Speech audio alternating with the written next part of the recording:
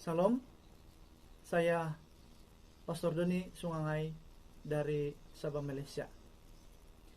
Saudaraku yang kekasih dalam Tuhan, pada masa ini saya akan menyampaikan pelajaran yang saya sudah temukan dari jurnal Skripta Teologi dan Pelayanan Kontekstual yang bertajuk Analisis Pertumbuhan Gereja Mula-Mula dalam Kisah Para Rasul dan Revelensinya bagi gereja masa kini.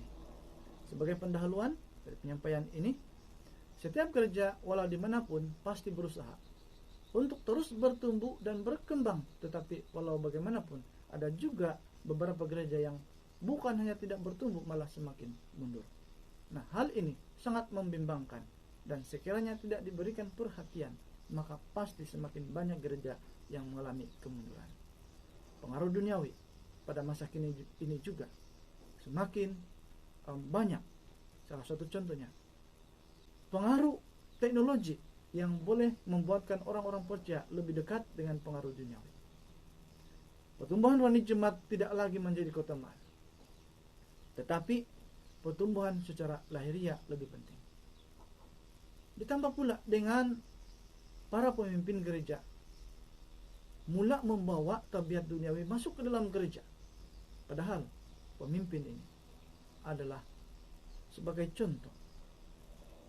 Pemimpin gereja sepatutnya mempunyai tugas untuk menyatakan kebenaran, bukan hanya melalui khotbah, tetapi dalam contoh melalui kehidupan, dari cara hidup pribadi. Ada banyak gereja yang mempunyai pelayan yang menyalahgunakan jabatannya untuk kepentingan pribadi. Saudaraku yang kasih dalam Tuhan, hal-hal yang seperti inilah yang mengundang kepada kemunduran pertumbuhan sesebuah gereja.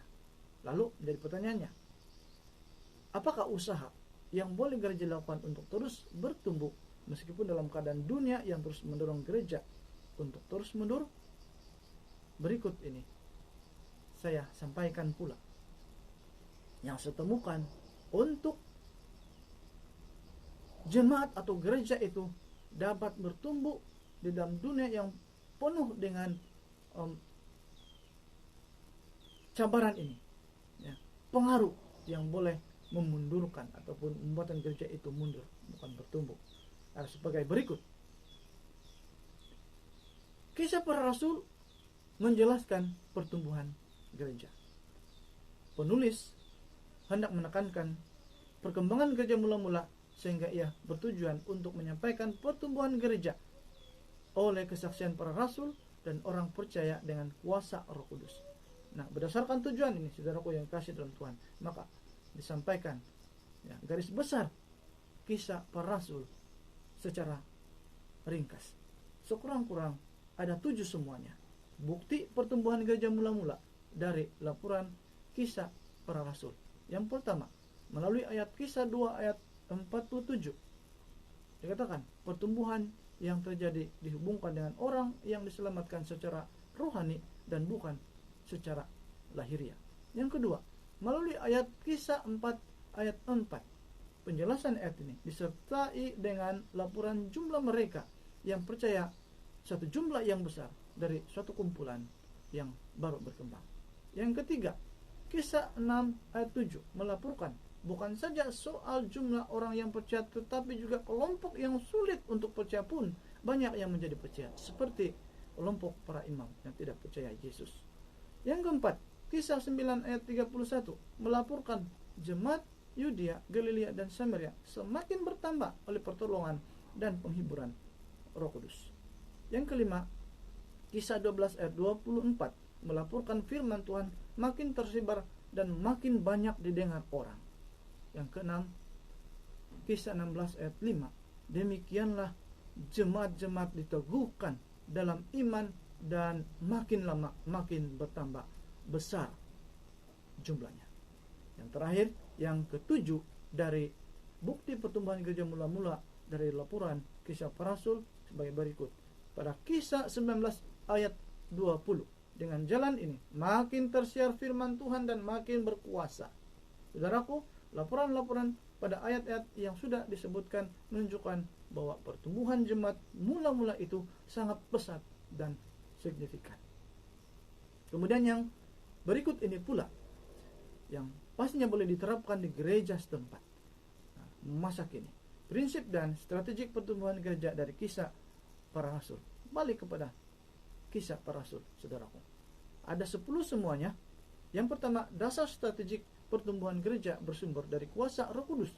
Kisah 1 ayat 8. Yang kedua, inti berita yang dibawa gereja ke dalam dunia. Kisah 2 ayat 36, Kisah 3 ayat 11 hingga 26. Yang ketiga, pertumbuhan gereja bergantung pada keterbukaan kepada pekerjaan Roh Kudus. Kisah 2 ayat 1 hingga 12, Kisah 4 ayat 31, Kisah 13 ayat 2 hingga 4. Dan yang keempat, orientasi semua pelayanan gereja mula-mula. Kisah 4 ayat 41 hingga 47, Kisah 4 ayat 32 hingga 37, dan Kisah 6 ayat 1 hingga 7. Yang kelima, strategi pertumbuhan gereja dari Kisah Para Rasul. Yang keenam, merumuskan tujuan atau saranan pelayanan gereja. Kisah 1 ayat 8. Yang ketujuh, aktif memberitakan Injil. Kisah 2 ayat 29 hingga 40, ayat 47 dan Kisah 6 ayat 7. Kemudian Kisah 8 ayat 4 dan Kisah 13 ayat 2 hingga 4. Yang ke-8, mendidik, mengajar orang yang sudah percaya. Kisah 2 ayat 41 hingga 47. Dan yang ke-9, kedua terakhir dari prinsip dan strategik pertumbuhan gereja dari Kisah Para Rasul. Yang ke-9, pengangkatan pemimpin yang berkualitas secara rohani. Kisah 6 ayat 3 hingga 6. Dan yang ke-10, sentiasa taat kepada pimpinan Roh Kudus. Kisah 10 ayat 19 hingga 20. Kisah 13 ayat 2. Kisah 13 ayat 2 hingga 4 dan Kisah 16 ayat 6 hingga 10. Dan kemudian di bahagian terakhir ini, sebelum kepada kesimpulan, adalah ringkasan strategi pertumbuhan jemaat masa kini yang pastinya boleh dipraktikkan. Nah, yang pertama, ada 4 semuanya. Yang pertama, rumuskan tujuan global yang hendak dicapai secara ringkasnya. Yang kedua, rumuskan berbagai prinsip dan metode pembelajaran atau pendidikan bagi jemaat. Dan yang ketiga, tentukan daerah atau suku sebagai area pelayan misi. Dan yang keempat, bentuk kelompok doa. Nah, saudaraku, demikian penyampaian dari apa yang saya sudah pelajari.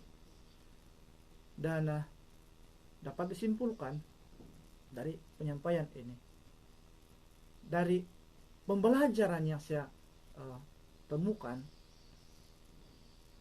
pelajaran penting ataupun metode-metode yang penting yang perlu diterapkan di gereja setempat adalah sebagai berikut.